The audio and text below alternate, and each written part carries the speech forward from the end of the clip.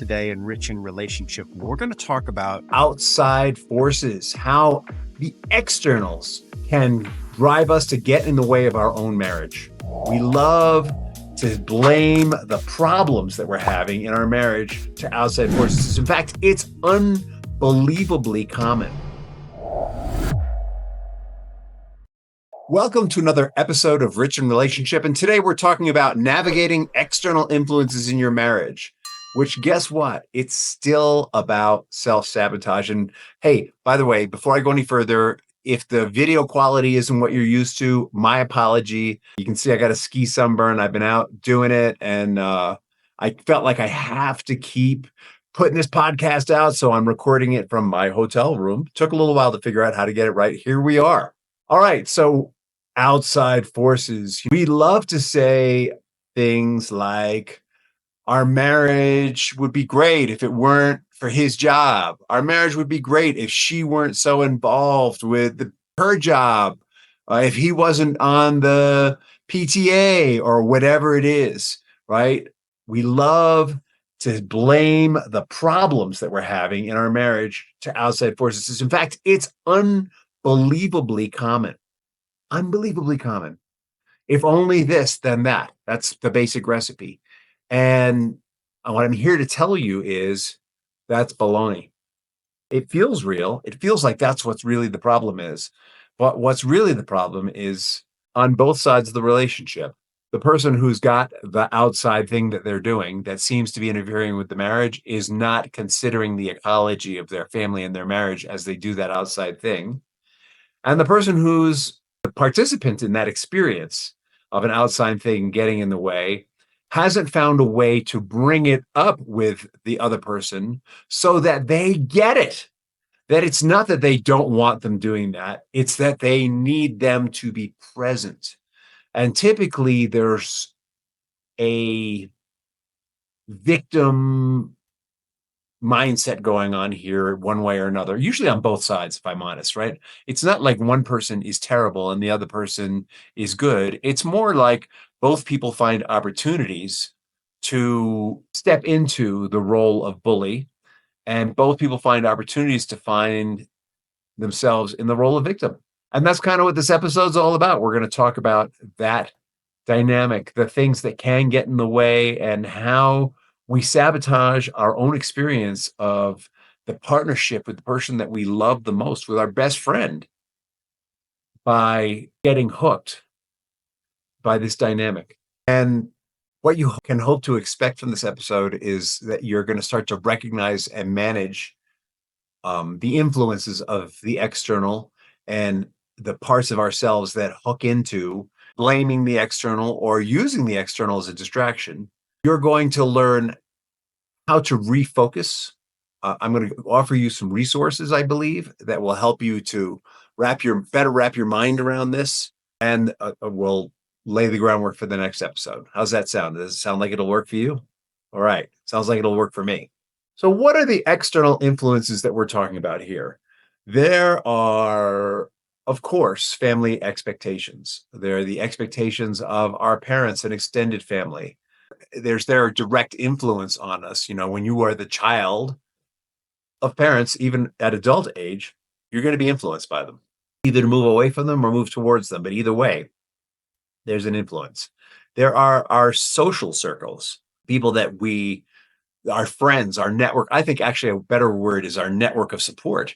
We're going to be influenced by them and what they think about our relationship and what's going on in it. There's going to be workplace stress. There are going to be demands from the workplace, and how we respond to those demands and how we balance those demands with the needs of our family are going to be huge. And of course, there are cultural and societal expectations about roles within marriage. Now, I'm going to tell you, each one of these things is probably a podcast episode, and maybe we'll make it one. But for now, we're going to go with the general topic of external influences and how can we manage them. So let's bang them out one by one. Most of us come from dysfunctional families, if we're honest. I'm working with a couple where both their families have unrealistic expectations of them. They're figuring out how to balance their loving relationship with what's going on with their future in-laws. And let's face it, when you're dating someone and your family's not behind you, it can be a little rough. One of two things is happening when that happens. Either you've got a dysfunctional family and they're projecting their stuff on your relationship, or you might really be in a less than positive relationship, or it might even be both. And that's really for you to identify. But you're not going to identify it by listening to your family completely. You're going to want to hear what they have to say about the other person. You want to, without deflecting it, my suggestion would be listen to your family and hear what they have to say. Don't necessarily share it with the other person. See how it sounds to you. What parts are true? So here's what I can tell you about dysfunctional families and their judgments. There will always be truth to their judgment. And then there's going to be the dysfunction. What does that mean? Let's say your family says to you, that guy, he's so abusive. You're always complaining about him. Why are you with him? Well, to some extent, they feel like he's so abusive because, right, we always complain to our families about the bad stuff. This is true about work also. And we rarely talk to them about the good stuff. And so they start making judgments based on what's not working in the relationship, the things that we're complaining about. And it's worth it to hear some feedback from them on what they think is going on, always taken with a grain of salt. Because the next thing they're going to do is they're going to project their experience of having that kind of influence in their lives. And they're going to project a possible outcome, having not heard the positives that are happening in your relationship. Your social circles or your network of support is actually a great place to take this to. But before we get to solutions, the outcome can be that while this is going on, you're going to be a part of you is going to be buying into what they're saying. Oh my God, he must be so awful. And then when you're meeting with him, that part of you is, or her, is looking for the things that your family has laid out. And then you start with the lens that your family has given you, gathering evidence. And then next thing you know, you have some kind of major disagreement. You get triggered. He, she, they get triggered. And what's coming out of your mouth? My dad told me about this. I can't believe how right he is about you. Now, you know that he's not completely right. In your heart, it's not completely the truth unless it is. And if it is, you best get out of that relationship right away. But if you know that's not the whole truth, if you know you're just loading your gun for bear, basically, with what your family's feeding you, that is a form of self-sabotage, right? And that's really what this whole podcast series is about, is self-sabotage. What we do is we go to the outside influences with the edited version of what's happening in our relationship. And then we allow them to take the edited versions that we're giving them, the bad with not much good. We allow them to project their experience with that on us. And then we load our unconscious weapons for the next fight. Now that can happen. This pattern can happen in your social circles, in your network of support, depending on what kind of friends you have. Your friends can have a very similar influence on you. Again, when we go, the difference is that your friends may see this other person more, or they may not, depending on what circle we're talking about. But this pattern of they only hear what we give them and then project their experience on it and insert it into us, and we take it unconsciously and run with it, and then attack the other person when the opportunity comes, can be repeated. Workplace stress, just a little different than that. Workplace stress could be, we tend to talk about our relationships less at work. Workplace stress can be, it might be that maybe we're having these pressures from our family and from our friends. And so we feel like we need to step out of the relationship and really focus on our individual growth at work. This happens a lot when people are married and have children. They sort of slip into parallel life syndrome, where they're both focusing on their work and then tag team taking care of the kids. And then sometimes they're together with the kids, but they're focused on the kids and they're just not working on the relationship. And so the stress there is that we start feeling fulfillment at work, maybe sometimes more than we're feeling in our relationship, because we're not nurturing the relationship. And all of our focus, both people, is on the children. What happens then? There's a part of us that needs intimacy, and we're not having it with our partner because there's not time, or because we're not investing in the relationship, or maybe the stresses of our workplaces are building up. Chances are we are now going to our partner with what's hard at work, and we're only telling them about that crappy boss that I work for, or Norma, or the new rule, or why they're not paying me enough. And the same thing happens with our partner that I described as having happened with our family. Our partner starts getting a negative view of our workplace. They don't realize that we're feeling fulfilled. They feel that the workplace has taken us away from them. And so they load their unconscious weapons. And when the next fight comes up, if you would only leave that job, why are you always talking about that job? And what do you say? I've said this myself, by the way. What you say is, it takes a lot of money to support this family. And if I didn't have this job, we wouldn't, which is completely true. But it's not really what our partner is calling out, is it? So we've loaded our weapons and we're both sabotaging the relationship with our unique positions and our points of view. Another thing that can come out of this, and it's not that unusual, is maybe we develop work friends. And of course, our work friends often don't know as much about our lives, but maybe we find one work friend that we feel particularly comfortable with, maybe even a little unconsciously attracted to, though we don't want to admit it because it's work and that doesn't happen at work. And we're married after all, and we don't do that. So we go to lunch with that person and we start sharing what's going on in our marriage. And they go, oh, yeah, that's terrible. Or maybe they start sharing with us what's going on in their marriage and we go, oh, that's terrible. And we start experiencing a kind of sharing and intimacy that we really used to have in our marriage and really should be reserved for our marriage. But we are acting out here. And the story we're telling ourselves is it's a workplace friendship. The story we're telling ourselves is this is just stuff we talk about at lunch. The story we're telling ourselves is I need to talk this through with someone so that I can show up better in my marriage. But what's underneath it, and this is the unconscious sabotage, is that craving for intimacy, for someone who will really hear you and understand you, is being fulfilled with someone who's not your partner. And that's not appropriate in a marital commitment unless you have an open marriage. And even then, what I know about open marriages is that the arrangement is usually that you can have sexual relations with other people, but your intimacies be reserved for your marriage, your emotional intimacy. The idea being that the sexual relations are strictly physical. I don't know how realistic that is, having not engaged in that myself, but I'm going to tell you that intellectually I have trouble embracing that.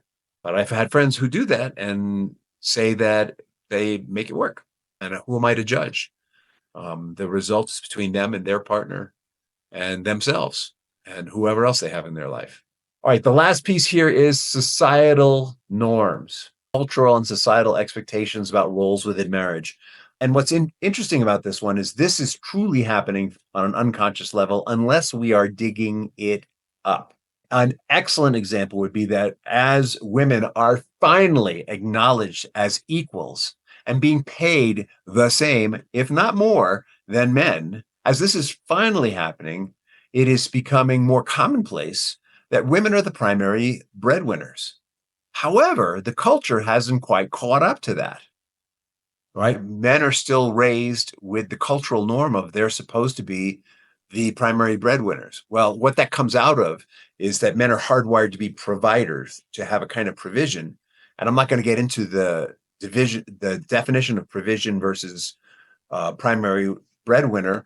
But what happens is because the norms are changing and the definition of masculinity and femininity has not changed as much, our unconscious minds are a little out of sync with that. So if you're a man and you're not the primary wage earner, you may be feeling a little inadequate and you might start sabotaging the relationship. You might actually become very critical of your wife's work experience.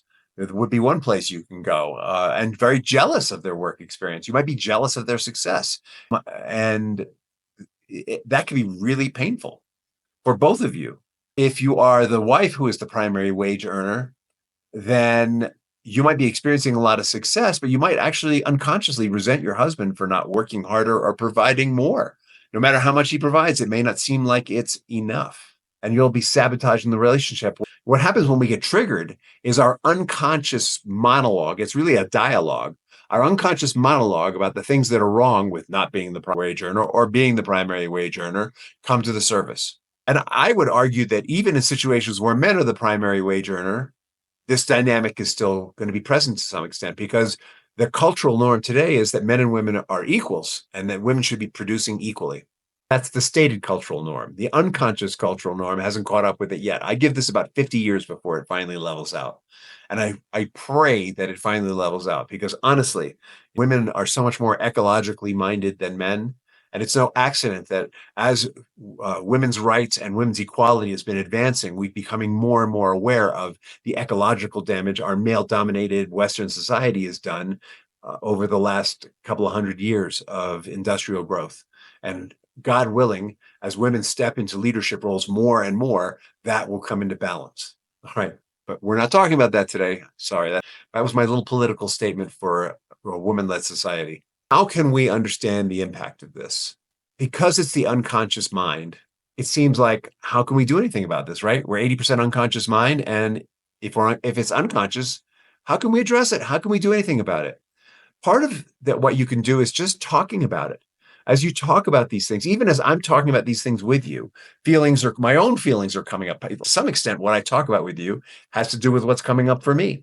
And I'm noticing my biases and I'm noticing the dysfunction within me, right? If you talk about this stuff, if you take the time to talk about family expectations, your social circles or support network, your workplace stress, and the societal norms, if you take the time to talk about this, you'll feel what's going on in your unconscious mind and become more aware of it. The reason why it's unconscious is it's an operating system, but you can identify what's happening in the operating system and it can even be shifted and altered. In order to do that, however, you've got to talk, you've got to make it safe enough to talk about these things. Right now, when you talk about them, they bring up you're triggered. And when you're triggered, it seems like the relationship is going downhill. This is a very dysfunctional dynamic. It's present in almost all families to differing degrees. I think we want to put an end to saying, I grew up in a dysfunctional family. I grew up in a normal family. Dysfunction and normality happen on a scale. One, normality is even the wrong word. Let's call it healthy. Normal is what's normal for everyone. I would argue that what's normal for everyone is some level of dysfunction. One would not be normal. It would be functional. All right.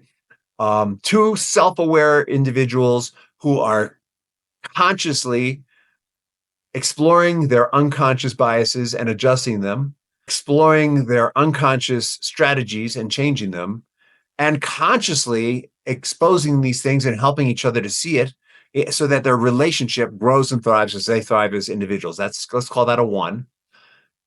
And then as a 10, dysfunctional. Dysfunctional would be totally out of sync, missing each other completely, fighting all the time.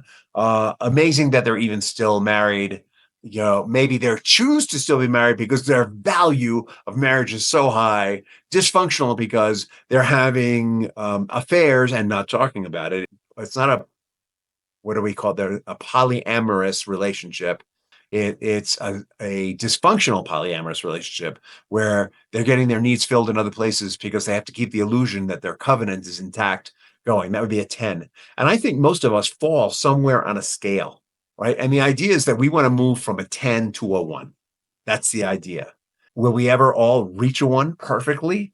I would like to say yes. Are there enough years? I would like to say yes. And it requires us consciously working at it, both as individuals and as a couple. When the dysfunction comes up that we've inherited from our parents, that they inherited from their parents, that they inherited from their parents, back to the first protozoa that came out of the ocean, or Adam and Eve, depending on who you talk to, it doesn't really matter what the start was. The dysfunction has been passed on from generation to generation to generation. To some extent, it's even genetically present. It's certainly emotionally present, and family culture, the family culture present. When we do family trees with our clients, and we do emotional influences, each person can trace what's going on, the dysfunction that they are engaged in going back multiple generations. So this stuff is being passed on, and it's up to us. It's up to us to both honor our family of origin and deflect and work through the dysfunctional behaviors. Because if we don't, do you know what it means? It means their marriage is going to fall apart. It means even worse than that.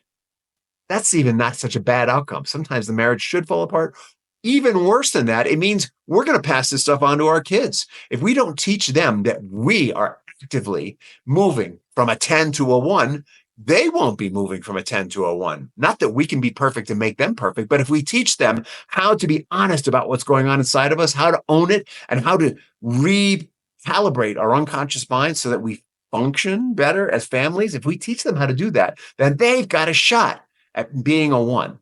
We need to honor our families and yet deflect, work through the bad programming, the strategies and programming that does not work so that we can have relationships that work. Now, in the meantime, there's all kinds of ways that you can do this.